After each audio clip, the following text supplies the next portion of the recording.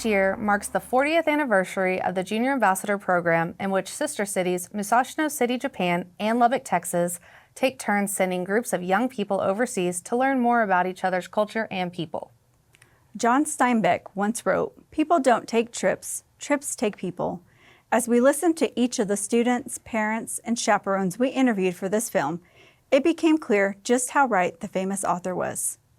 Each of our ambassadors describes a lush, beautiful city with kind, conscientious people. Their experiences left them impressed with Japan and its culture, and paradoxically, often gave them greater insight into their own. Junior Ambassadors is a life-altering program that begins expanding participants' horizons from the moment they touch down in Japan.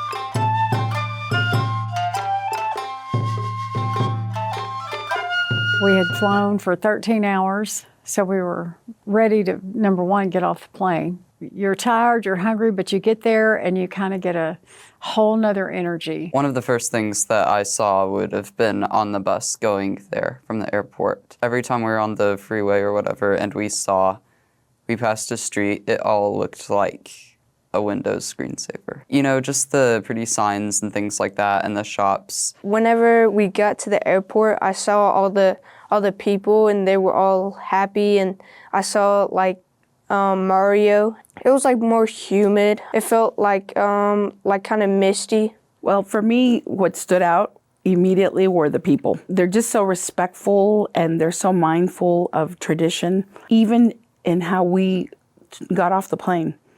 They were so excited. They treated us like celebrities. When you meet them and greet them, they all bow to you, which is so different. They bow to you and you start doing the same thing. You find yourself doing the same thing back to them. Things that were different. You cannot eat and walk. So, I don't know, let's say you got a hot dog and you're walking on the street and you were eating your hot dog while you're going. Can't do that. Once you get your food, they have designated eating areas. You know, I think I was surprised that they were so close to Americans. They're almost like Southerners. And Texans, they're very accepting.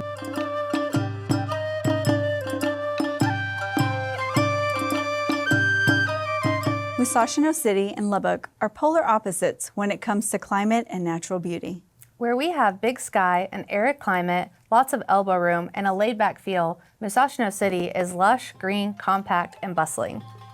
And while the dominant feature here is probably the lack of dominant features, Mount Fuji can be seen pretty much anywhere in Musashino City.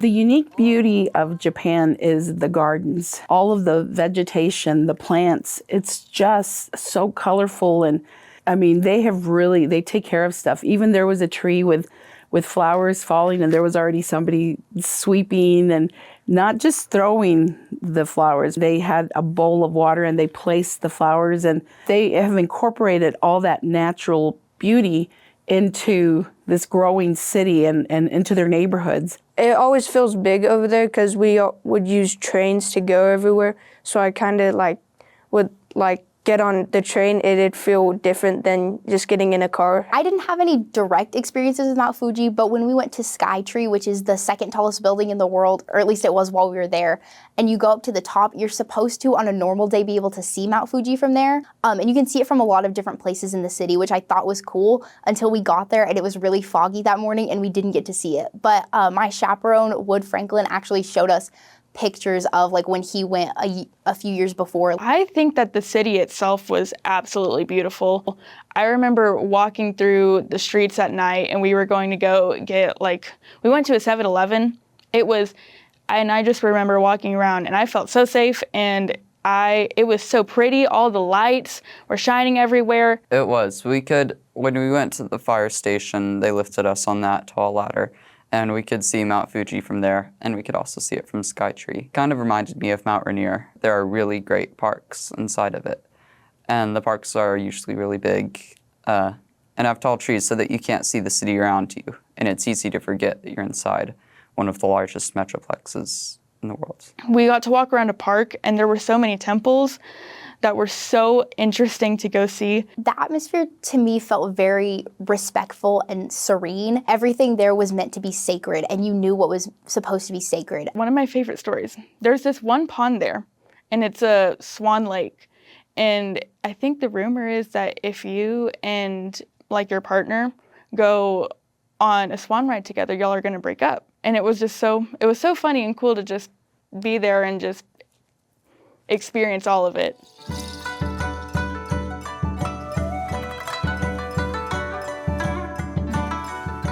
Tim Cahill, one of America's best-known travel writers, said that a journey is best measured in friends rather than miles. Many of our junior ambassadors told us that spending time with their host families in Musashino or hosting them here in Lubbock was the best part of their trip. They were able to more fully understand Japanese culture by working, playing, eating, and relaxing within the context of actual family and home life. And it was within that context that they formed friendships that have spanned both oceans and years.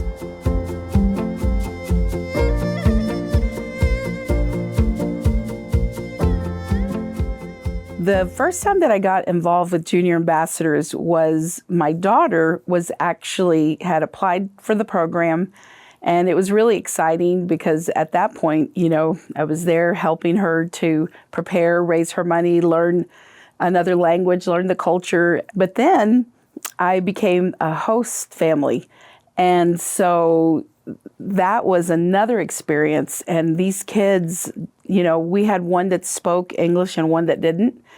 And just to experience that was amazing. The thing I miss the most about Japan is my host family, just the time we spent with them.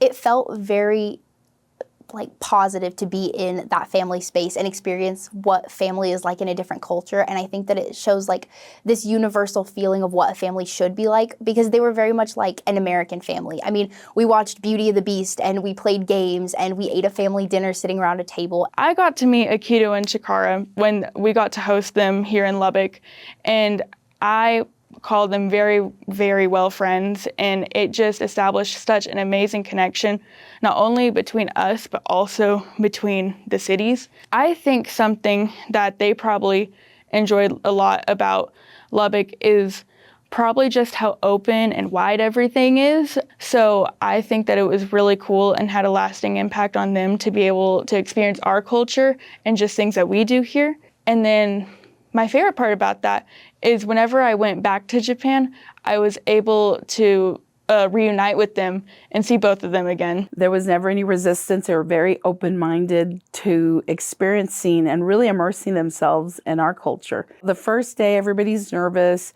The second day, they got more comfortable. By the end of that, one of the young ladies was saying, "Daddy," and because she saw my daughter doing it, so she followed the lead. I got involved with Junior Ambassadors back in 2001. We hosted the solid waste director, Yo Taekwondo, and he taught me a little bit of Japanese, and me and my husband taught him some Spanish, our culture. He kept in touch with us. We found out last year or a year before last year, he sent us a gift 23 years later. He is over junior ambassadors in Japan, and he sent us a gift 23 years later. To this day, just so you know, I am still connected with most of the kids. One in particular, when she came to Lubbock to invite us to her wedding, she did it traditionally and very respectfully. And it was just awesome that we have continued to have that type of relationships. The host families that host our kids over there come that night, and our kids entertain them. And it's almost like they have such a bond with them, even just staying with them overnight and for the weekend. That's whenever I got to go see the ocean, and I got to see the nature next to the ocean. And then in the morning, we'd all sit down and have a breakfast together. So the ramen noodles, they were hot kinda, so they were really good. And I could eat a bunch of those. They were super good.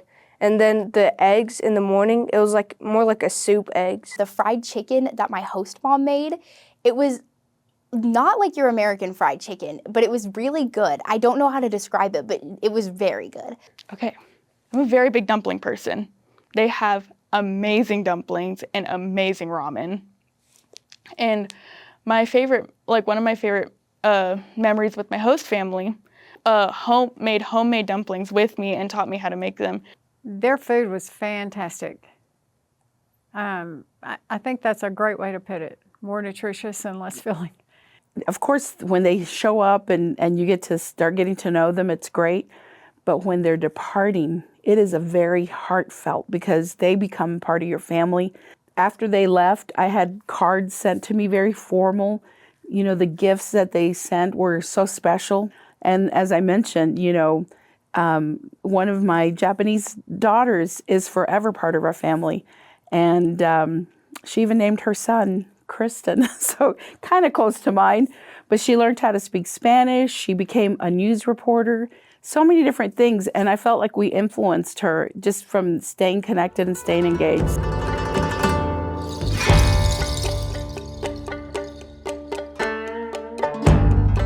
Although Musashino City is half a world away from little old Lubbock, many municipal functions are very similar. Their city government is structured and functions about the same as ours, with a notable exception of the solid waste department. From the individual to the municipal level, Musashino City takes waste disposal in a whole different direction than we do. Many of our ambassadors also reported significant differences between Japanese schools and those in Lubbock. However, after some time to acclimate, our students began to find their places in the Japanese classroom without too much difficulty.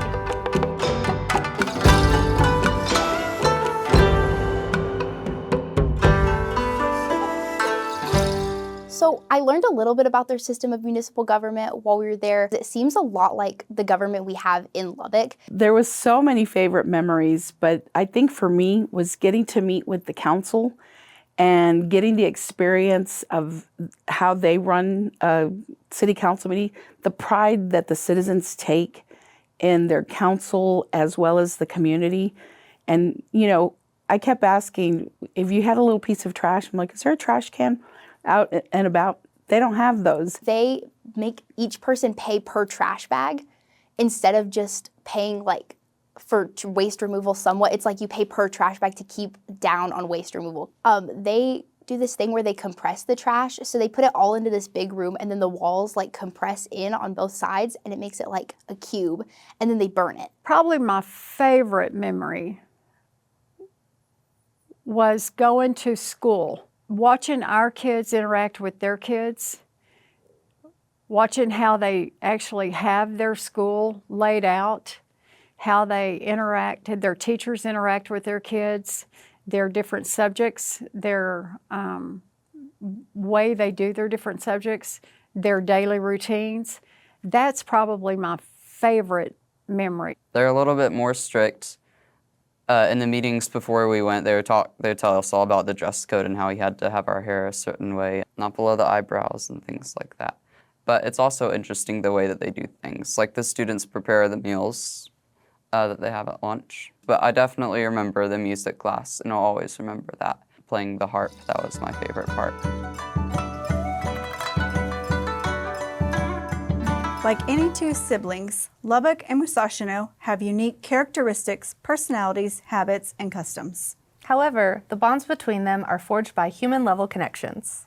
That makes these bonds stronger than any of our differences could ever be. Those who have participated in the Junior Ambassador Program will tell you that it left a mark on them that will never be erased. It has pushed them to grow and expose them to once-in-a-lifetime experiences that help them stand out from the vast majority of their peers. They see the world differently and hunger for more adventure and meaning in life. Well, just like traveling anywhere, but especially to Japan, it leaves you with a great international perspective. I mean, seeing another country's history and tradition and culture, or even government, and learning how that works and how it differentiates from your home country. I think it did change me in some ways because before that I didn't really like to go out and talk a lot to people. But after that I felt like I could talk to people more and they would be more friendly. The friends that I made on this trip have lasted a lifetime. I still see my roommate out sometimes like at Target or at the mall. We'll run into each other and we'll go up and give each other a hug and just like check in on each other. My host family, they send me a Christmas card every year and I still like message them on WhatsApp or I text them.